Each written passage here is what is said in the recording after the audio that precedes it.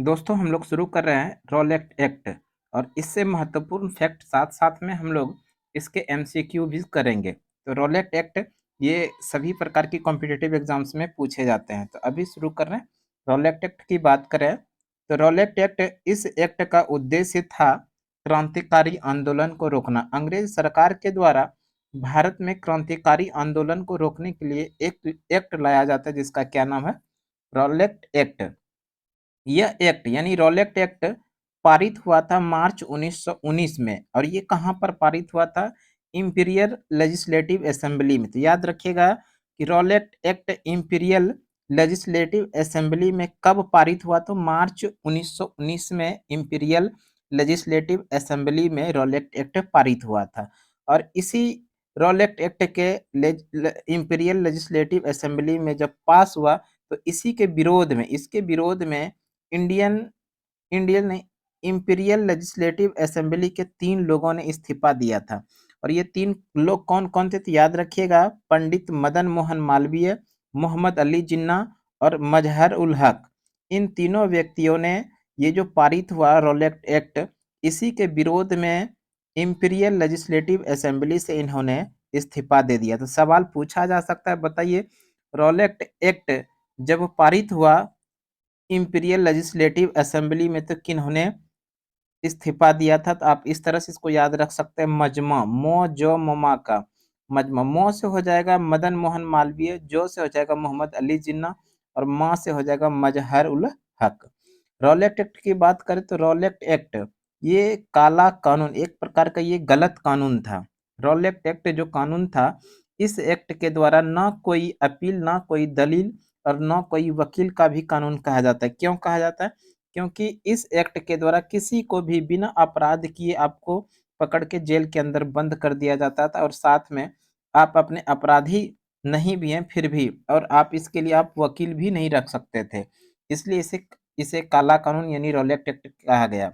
याद रखिएगा, Rowlatt act को काला कानून गांधी जी ने कहा था। रॉलेट एक्ट को काला कानून किसने कहा था? गांधी जी ने कहा था। और ये एक्ट जो था, नो अपील, नो दलील, नो वकील का भी कानून कहा जाता है। और भारत में ये कब आया था? तो मार्च 1919 में ये भारत में आया था। और इसी के रॉलेट एक्ट के विरोध में इंपीरियल लेजिस्लेटिव असेंबली से पंडित मदन मोहन मालवीय, मोहम्मद अली जिन्ना और मजहर उल हक ने इस्तीफा दिया था। आगे बात करते हैं। प्रथम विश्व युद्ध के दौरान गांधी ने लंदन में एम्बुलेंस एम्बुलेंस टुकड़ी की स्थापना किया था। याद रखिएगा, प्रथम विश्व युद्ध के दौरान गांधी ने लंदन में एम्बुलेंस टुकड़ी बनाई थी। आगे बात करते हैं। रॉलेट एक्ट के दौरान गांधी जी की राजभक्ति समाप्त हो गई थी 1919 में। याद रखिएगा, ये बेहद इंपॉर्टेंट सवाल है, कई बार एग्जाम में पूछा जा चुका है कि गांधी जी की राजभक्ति कब समाप्त हुई? तो 1919 में, और जब रॉलेट एक्ट भारत में आया था इसी समय। आगे बात करते हैं रॉलेट सत्याग्रह। इसी रॉलेट एक्ट के विरोध में गांधी जी के द्वारा रॉलेट सत्याग्रह शुरू किया गया। और ये रॉलेट सत्याग्रह जो था, ये रॉलेट सत्याग्रह भारत में किया जाने वाला पहला अखिल भारतीय सत्याग्रह था। अखिल भारतीय पहला सत्याग्रह कौन सा था? यही रॉलेट सत्याग्रह रॉलेट एक्ट के विरोध में किया गया था।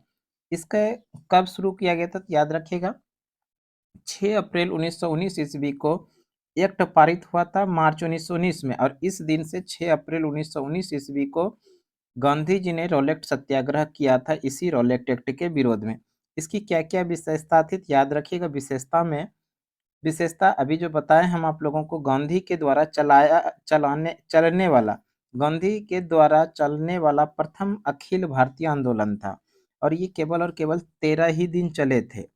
6 अप्रैल 1919 को ये सत्याग्रह शुरू हुआ था, रॉलेट सत्याग्रह। और 19 अप्रैल 1919 को इस सत्याग्रह को वापस लेना पड़ा था गांधी जी। केवल और केवल 13 ही दिन चले थे। इस समय रॉलेट सत्याग्रह के समय भारत के गवर्नर जनरल लॉर्ड चेम्सफोर्ड थे। याद रखिएगा, 13 अप्रैल 1919 यानी कि रॉलेट सत्याग्रह के समय यहाँ के जो गवर्नर जनरल थे वो कौन थे? चेम्सफोर्ड थे। आगे बात करें, इस आंदोलन में हिंदू मुस्लिम एकता की मुख्य विशेषताएं थी। रॉलेट सत्याग्रह का मुख्य विशेषता क्या था? हिंदू मुस्लिम एकता। हिंदू मुस्लिम एकता में इस प्रकार से हम लोग देख सकते हैं कि एक भारत के क्रांतिकारी युवा नेता स्वामी श्रद्धानंद को जामा मस्जिद की चाबियां सौंपी जाती है और जामा मस्जिद पर इस श्रद्धानंद ने जा करके भाषण देता है। दूसरा याद रखिएगा, रॉलेट एक्ट के विरोध में लगन नो देने का सुझाव किसने दिया था? तो श्रद्धानंद ने ही दिया था। बेहद इंपॉर्टेंट सवाल है और ये पूछा जा चुका है। देखिए यहाँ डबल स्टार लगा हुआ, इसका मतलब ये बेहद इंपॉर्टेंट सवाल है। रॉलेट एक्ट के विरोध में लगन नो देने का सुझाव किसने दिया था? तो स्वामी श्रद्धानंद ने दिया था। इसी क्रम में अगर हम लोग बात करें, सैफुद्दीन किचलू को स्वर्ण मंदिर की चाबियां सौंपी गई थी रॉलेट एक्ट के दरमियान। जब रॉलेट एक्ट भारत में 1919 में आया था, उसी दरमियान सैफुद्दीन किचलू को स्वर्ण मंदिर की चाबियां सौंपी गई थी। इसी से पता लगता है कि हिंदू मुस्लिम में बहुत ज्यादा एकता था उस समय। नंबर 3 में अगर बात करें, इस आंदोलन का सर्वाधिक हिंसा पंजाब में ही भड़की थी। याद रखिएगा, रॉलेट एक्ट जो भारत में आया था, इसका सर्वाधिक हिंसा जो हुआ था वो कहाँ पर? पंजाब में। आगे बात करते हैं, अमृतसर के दो क्रांतिकारी जिनका नाम था सैफुद्दीन और दूसरा सत्यपाल, इन दोनों क्रांतिकारी को गिरफ्तार किया गया था। याद रखिएगा, और ये गिरफ्तार जो किया गया था 6 अप्रैल 1919 ईस्वी को गिरफ्तार किया गया था। अमृतसर में हिंसा के कारण कोई भी सभा आयोजित करने पर प्रतिबंध लगा दिया था जनरल डायर ने। आगे हम लोग अगले क्लास में हम लोग पढ़ेंगे जलियांवाला बाग हत्याकांड। वैसे अभी हम लोग इस क्लास में जो पढ़े उसका एमसीक्यू देख लेते हैं। देखिए सवाल जो पूछा गया था, रॉलेट एक्ट का लक्ष्य था रॉलेट एक्ट का लक्ष्य था ऑप्शन नंबर ए में है युद्ध प्रयासों को अनिवार्य आर्थिक समर्थन, बिना मुकदमा चलाए बंदी बनाना और मुकदमों की सुनवाई संक्षिप्त प्रक्रिया द्वारा। नंबर 3 में है खिलाफत आंदोलन का दमन। नंबर 4 में है प्रेस स्वतंत्रता पर प्रतिबंध लगाना। और देखिए दोस्तों, ये पूछा कब गया है? ये पूछा गया आईएएस प्री एग्जाम 2012 में। तो इस तरह से इस यहाँ से भी प्रश्न देखने के लिए मिलता है। तो इसके अकॉर्डिंग रॉलेट एक्ट का जो लक्ष्य था, वो लक्ष्य क्या था? अभी हम लोग पढ़ें, बिना मुकदमा चलाए बंदी बनाना और मुकदमे की सुनवाई संक्षिप्त प्रक्रिया द्वारा, जो ऑप्शन नंबर बी में है। तो option number B is the correct answer हो जाएगा। अगला सवाल देखते हैं आगे। इसी में अगला सवाल है, रॉलेट एक्ट के संदर्भ में निम्नलिखित में कौन सा कथन सही है? रॉलेट एक्ट के संदर्भ में कौन सा कथन सही है? देखिए इसको बनाते हैं हम लोग।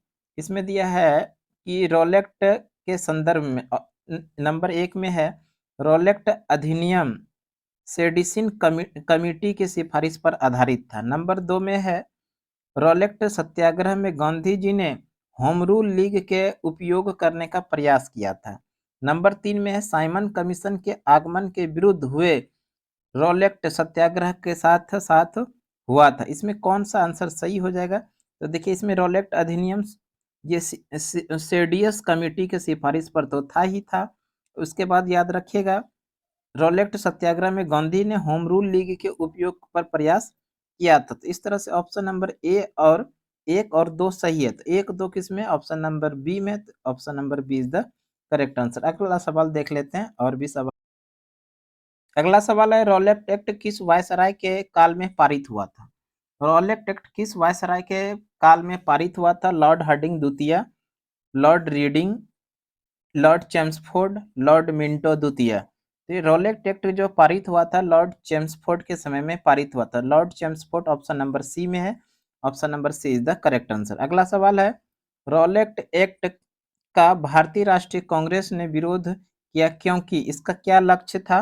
तो ऑप्शन नंबर ए में देखिए, ऑप्शन नंबर ए में है व्यक्तित्व स्वतंत्रता को सीमित करना, भारतीय राष्ट्रीय कांग्रेस पर प्रतिबंध करना, सांप्रदायिक प्रतिनिधित्व को विस्तृत करना, देशद्रोह के आरोप में राष्ट्रीय नेताओं को बंदी बनाना। तो इस चारों ऑप्शन में जो सही आंसर है वो ऑप्शन नंबर ए, व्यक्तित्व स्वतंत्रता को सीमित करना। आपके स्वतंत्रता को सीमित करना ही इसका मुख्य उद्देश्य था। तो option number A is the correct answer. अगला सवाल देखिए, अगला सवाल हो जाएगा। अगला सवाल में, अखिल भारतीय राजनीति में गांधी का पहला साहसिक कदम क्या था? अखिल भारतीय स्तर पे गांधी जी ने पहला जो साहसिक कदम था वो रॉलेट सत्याग्रह था, जो 6 अप्रैल को शुरू किया था। तो option number B is the correct answer. अगला सवाल, अब इतना ही सवाल है दोस्तों। अब हम लोग अगले क्लास में जो है जलियांवाला बाग हत्याकांड के बारे में पूरे डिटेल के साथ पूरे एनसीईआरटी और एससीईआरटी के निचोड़ के माध्यम से पढ़ने वाले हैं। तो आज के लिए इतना ही दोस्तों। अभी तक हमारे यूट्यूब चैनल पर नए हैं तो सुमन क्लासेस को आप निश्चित रूप से सब्सक्राइब कर लीजिए। धन्यवाद। जय हिंद।